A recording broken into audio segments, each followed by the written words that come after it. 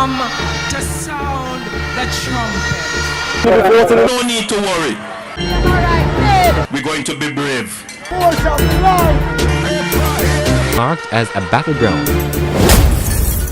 Senator Malahoo-Forte has been a senator for the Jamaica Labour Party since 2009 and served as state minister in the Ministry of Foreign Affairs and Foreign Trade. She's currently the spokesperson on health and former JLP candidate for Central Westmoreland.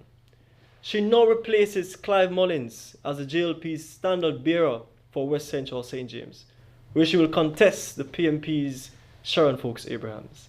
Welcome to Election Watch, Senator Malahoo-Forte. Thank you so much. It's a pleasure being here. Thank you so much for accepting the invitation.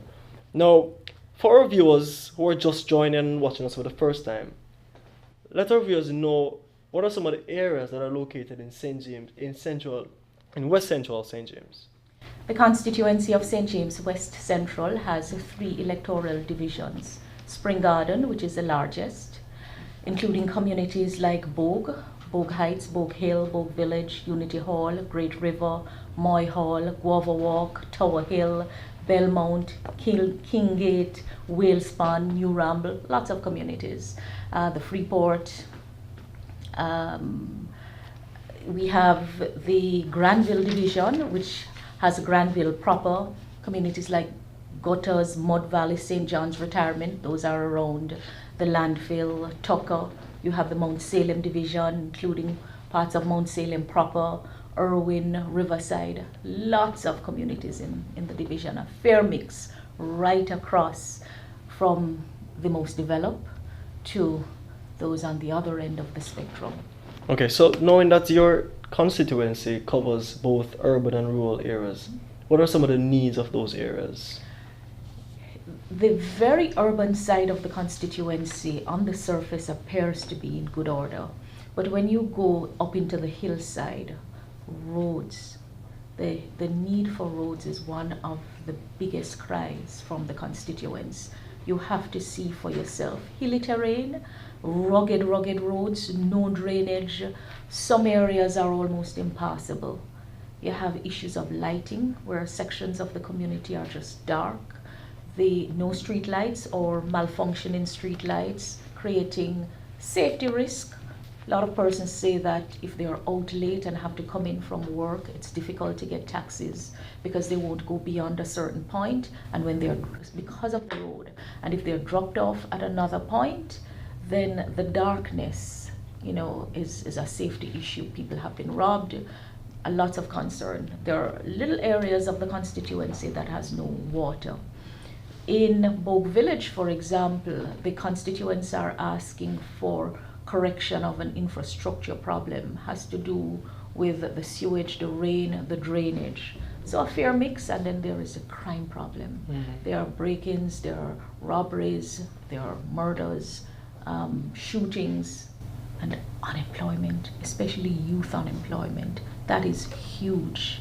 Okay, we're going to speak about youth unemployment as we go along, but excuse me. What are some of the plans that you have? Because we are aware of the Jamaica Labour Party's 10-point plan, and they presented their manifesto recently. But what are some of the plans that you have in direct relations with the needs of the constituency? A good starting point is just representing the constituents. We take it for granted that a member of parliament is a representative of the people, is the voice through which the voices of the constituents are heard. And what is clear to me from my interaction is that it's just been absent. A member of parliament who has been missing in action, who has just showed up since I have come on the scene. No one with whom to interact, no one with whom to share perspectives and concerns and to ensure that government does for the people and the communities what government should do. We have passed a lot of laws. Constituents need to know how changes in the law will impact them positively or otherwise, what their new responsibilities, what their liabilities under the law. This is something that I think is missing generally from representation, and something that excites me to go to the constituency and say, hey, here is what we're about to pass, whether it's a business community. How will it impact you? Is there something that we in Parliament need to consider from your practical experience on the ground that we may not know? It is my intention to do that, and I have already done it, because I met with some taxi operators. I went through aspects of the new road traffic law, and they were telling me some of the challenges that they were having. Parking distance, how the Transport Authority operates, a system that appears to be good on paper, but when the realities of the city of Montego Bay are taken into consideration, there are going to be problems. And I think that is really good exchange of ideas, so that when we go to pass the laws will make sense, will be administratively workable, will achieve the goals that they intend to achieve. But essentially, I assure my constituents that through me, their voices will be heard. When the decisions are to be made, the issues in St. James West Central will be squarely on the table. And when the criteria are set for who will be given priority, I can assure them that West Central St. James will be right there. Okay, so the need for road, lighting and unemployment. What are some of the strategies that will be used to take over? It's important that we understand who is responsible for what. If we have problems and we are crying out for solutions, and the cries are not being heard by the people who have the power to decide, it may take a very long time to get things done, or they may not get done at all. Take streetlights, for example.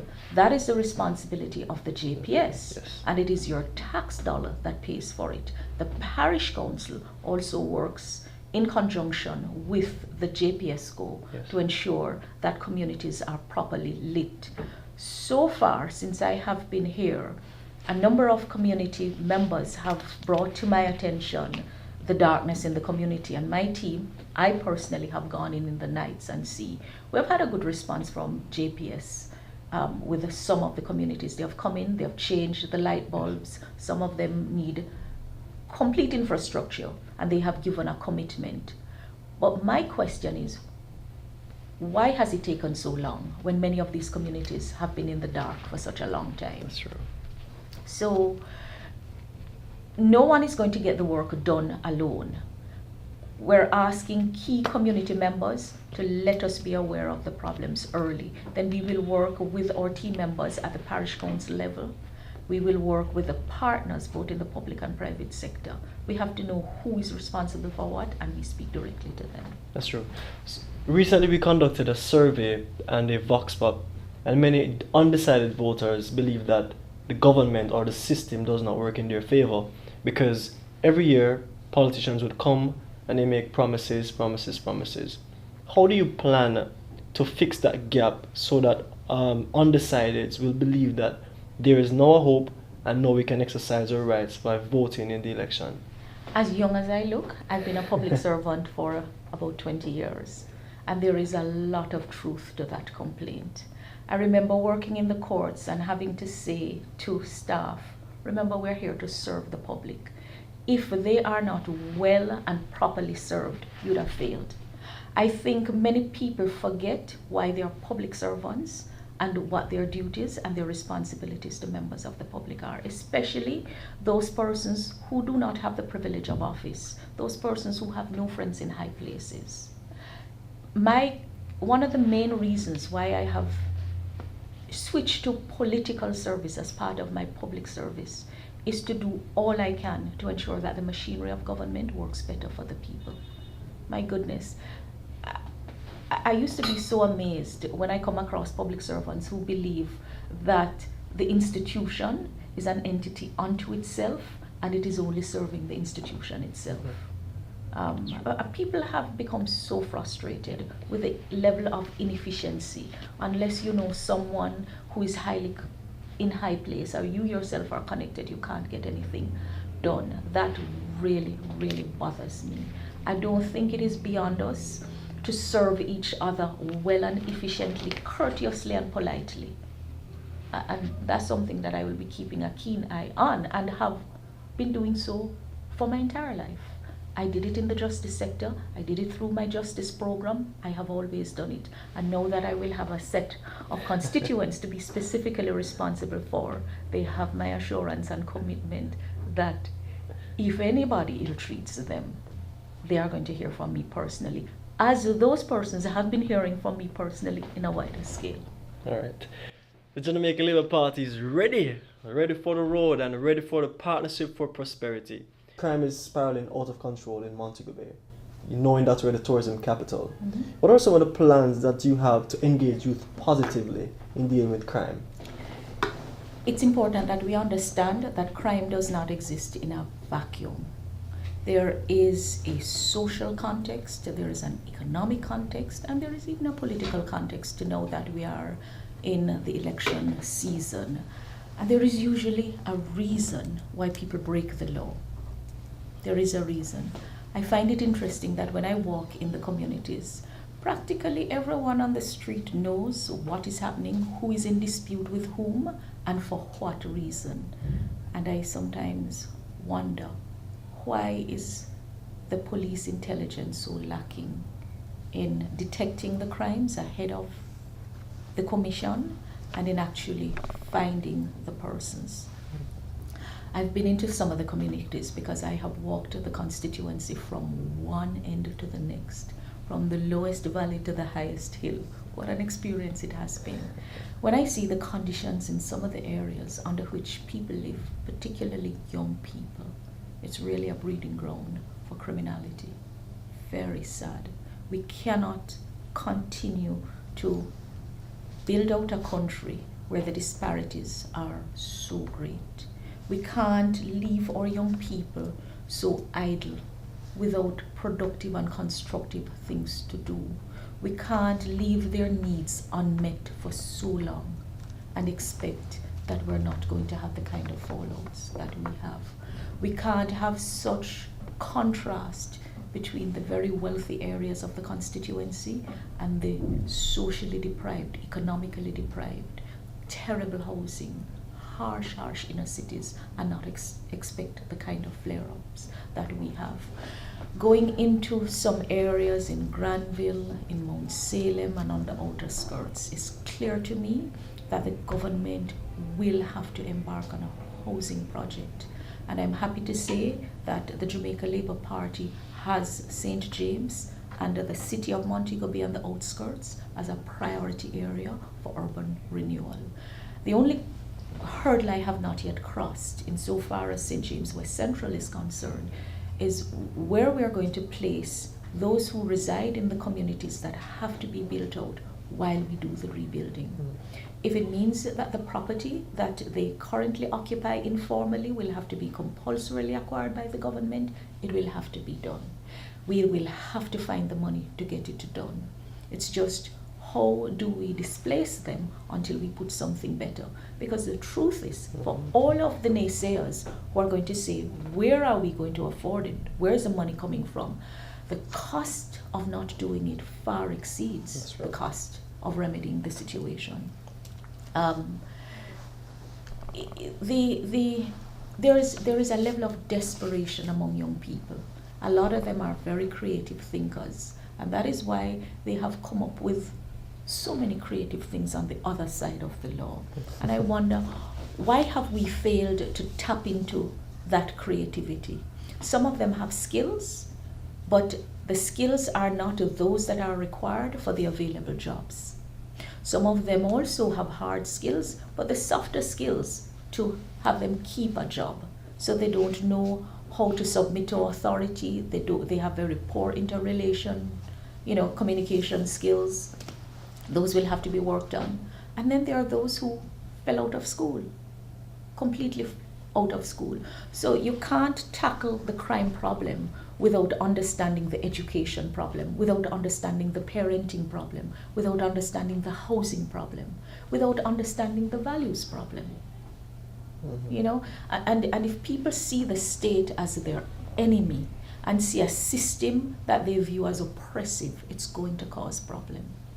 You know, that leads me to ask you the unemployment question. Yes. How do you plan to engage those who are unemployed in your I constituency? have begun a serious process of engaging. Positive thing about St. James West Central, there are a lot of job earners, job creators in the constituency.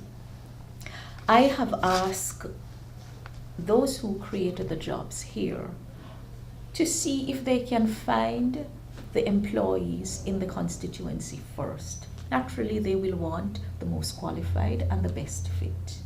So let us start by looking within the constituency to see if the needs can be met. So part of my own program is going to collect the data. Who needs what kind of job, what skills are available, and the other side of the constituency will tell me this is what is available. But apart from that, it's also about ensuring that the jobs that are currently available and to become available have persons who are prepared, skilled and equipped and trained for them. There is a gap. So young persons will have to understand that it's not enough for you to just say, this is what I like and I'm going to do it because I like it. You have to understand where the jobs are going to be created, and then you will have to prepare yourselves for those kinds of jobs. So you know, the BPO, there's a lot of jobs in the tourism and hospitality sector. But again, they require the very best of persons to serve. And in a competition where there are more applicants than jobs, it's the most qualified that will get it. And it's not just the most qualified in terms of hard skills, most qualified in terms of rounded skills.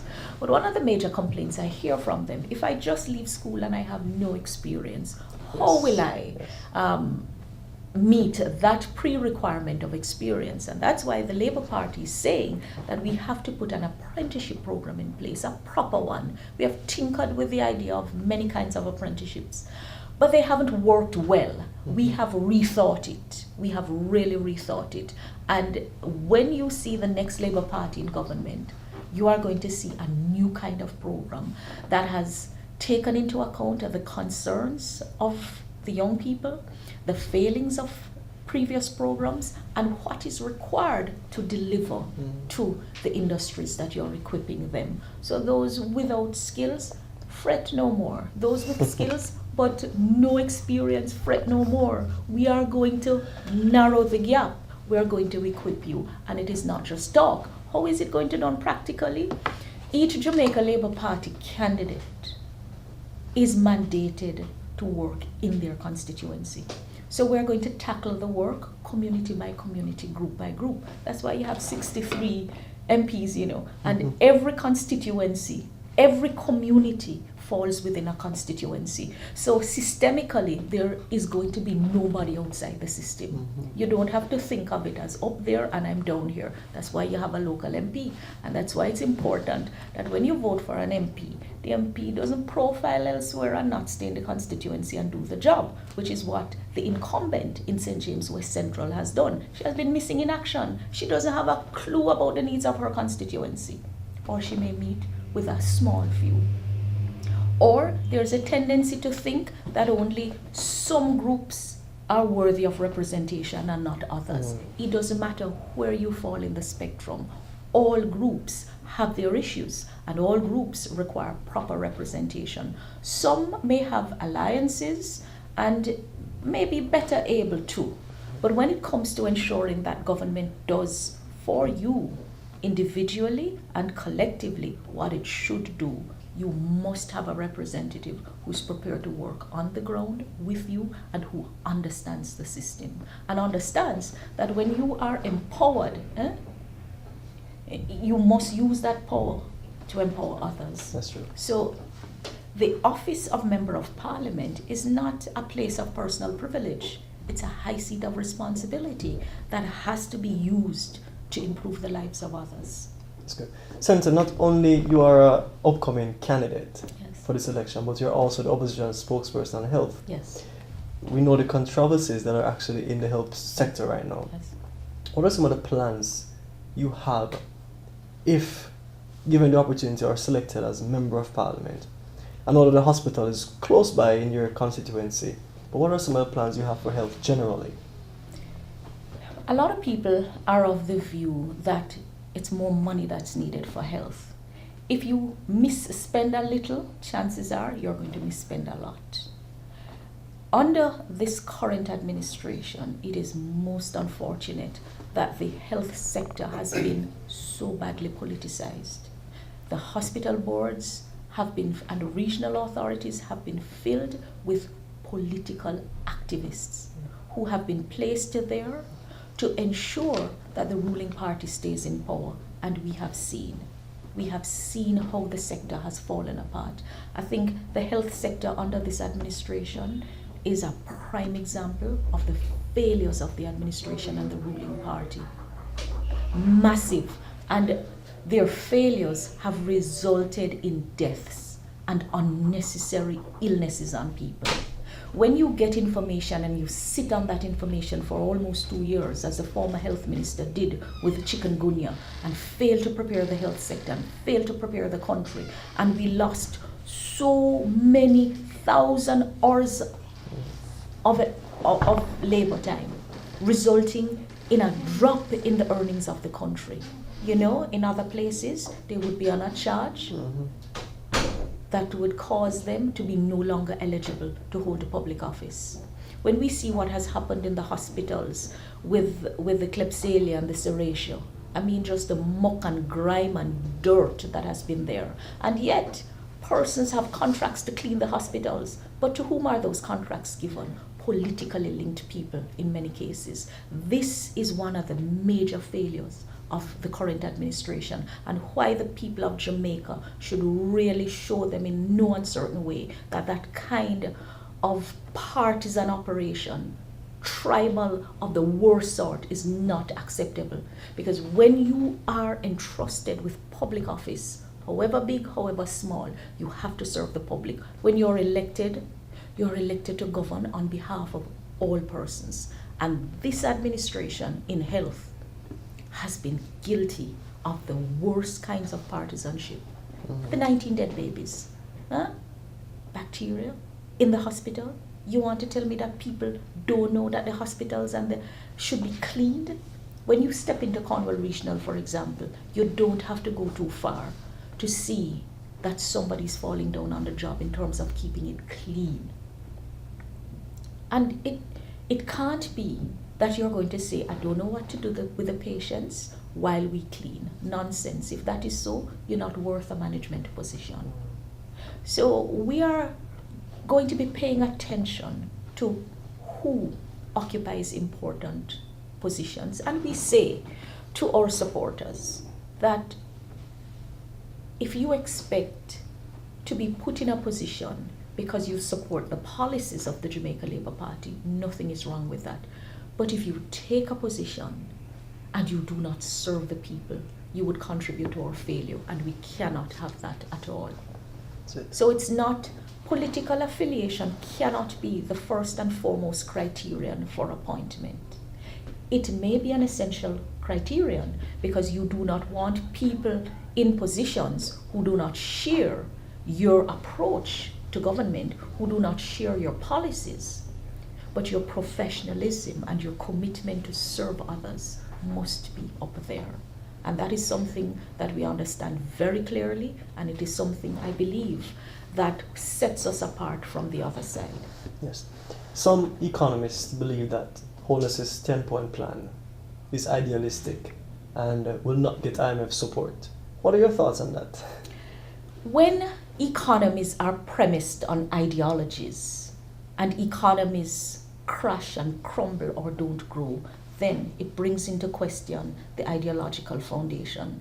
So I don't really care about what the economists pontificate about, Just tell me that when we follow what you say, what the outcomes are. The IMF is a lender of last resort. It is the place that debtor governments go when they are unable to meet their budgetary requirements. As a lender of last resort, it means that it is also a creditor. And all creditors are primarily interested in being paid. It doesn't matter what you do. We want to get back our money.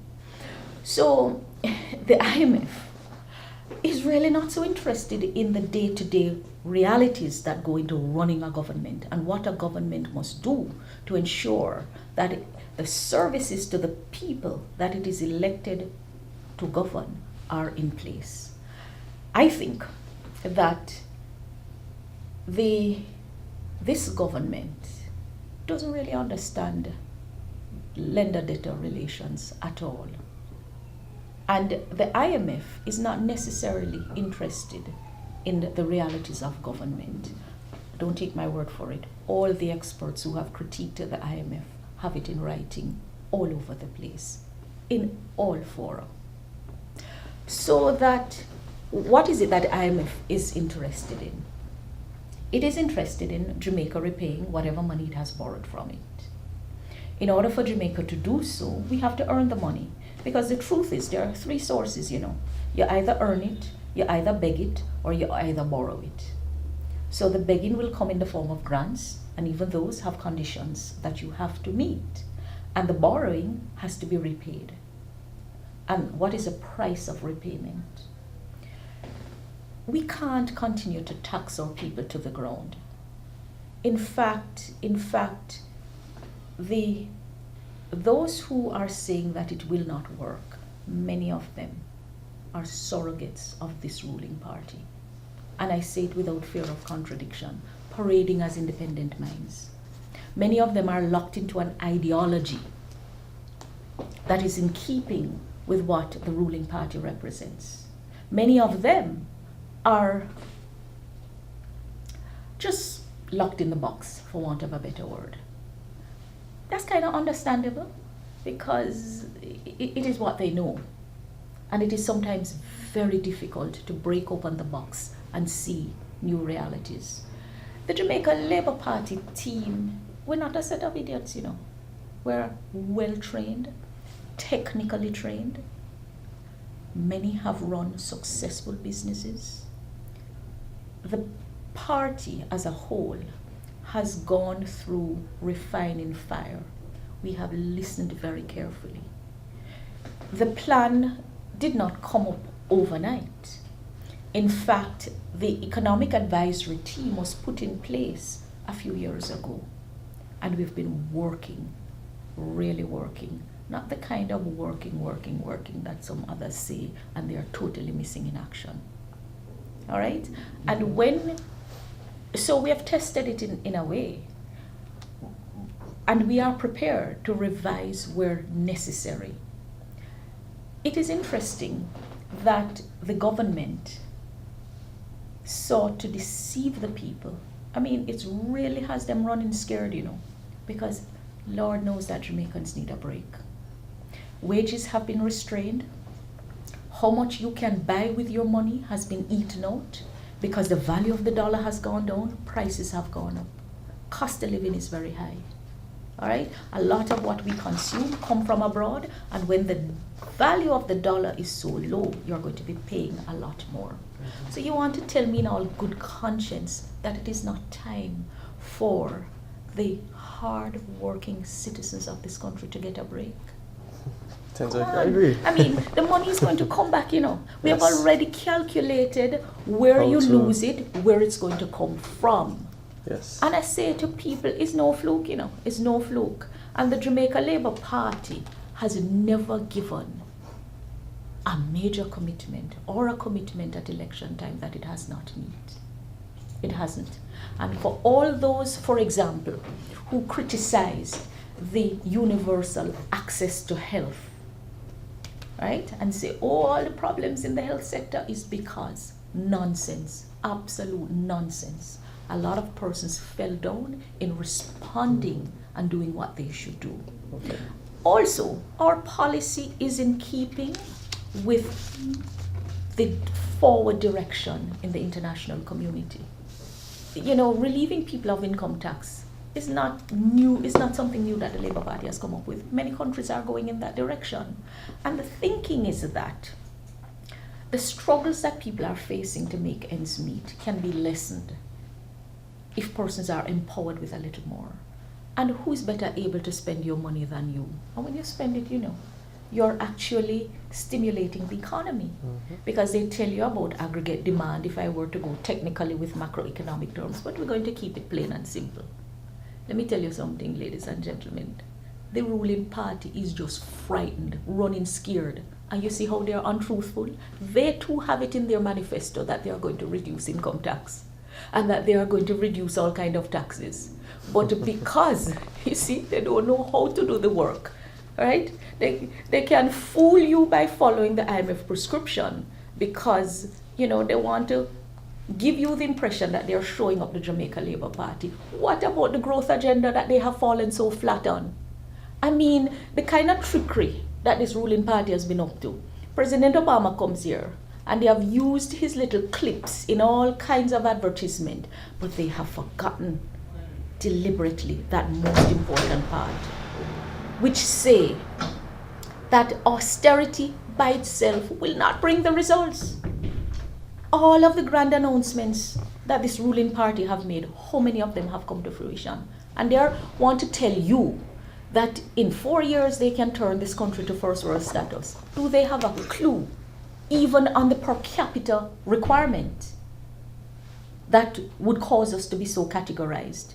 When the rest of the world was doing well, and this party formed government, they squandered their opportunity to govern this country. They have presided over mass corruption.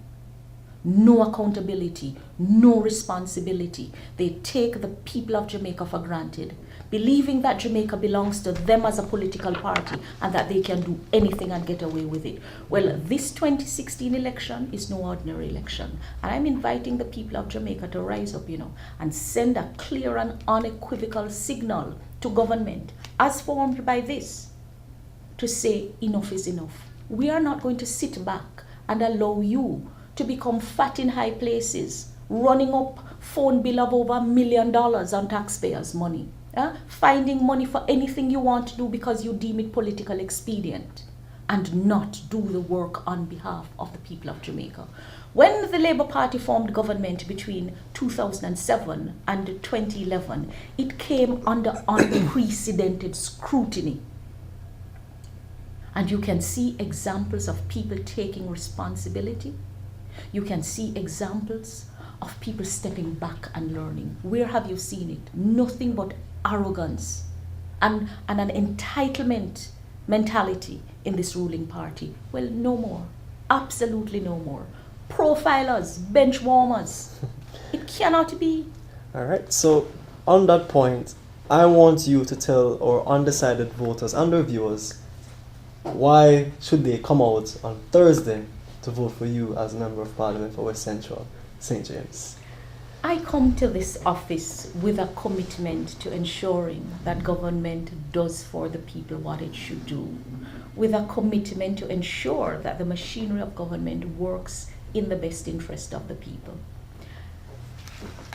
I think perhaps I am the only candidate that has worked across the 3 branches of government. I have taken time to find out where solutions are, what stands in the way of problems being solved.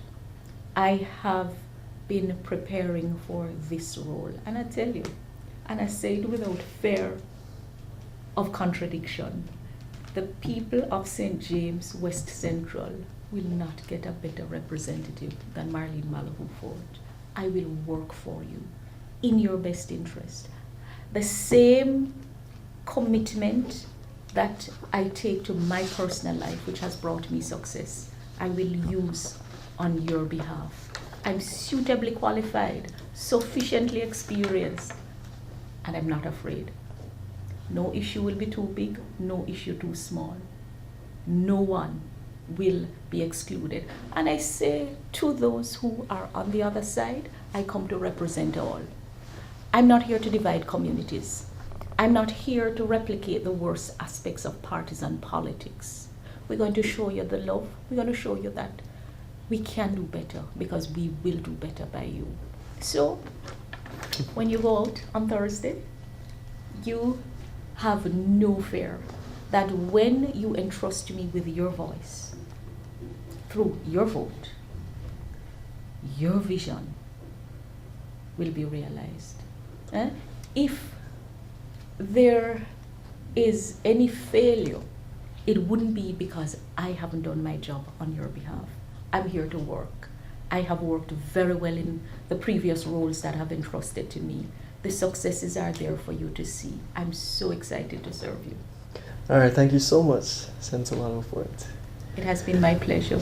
All right, so we thank our guest, Senator Malahoo-Forte, to being on Election Watch this morning. And we want to say thank you to all the candidates who participated in this interview process. And we wish you all the best on Thursday, the 2016 hosting of general election. Thank you so much. I'm your host, Aubrey Stewart, and I will see you next time.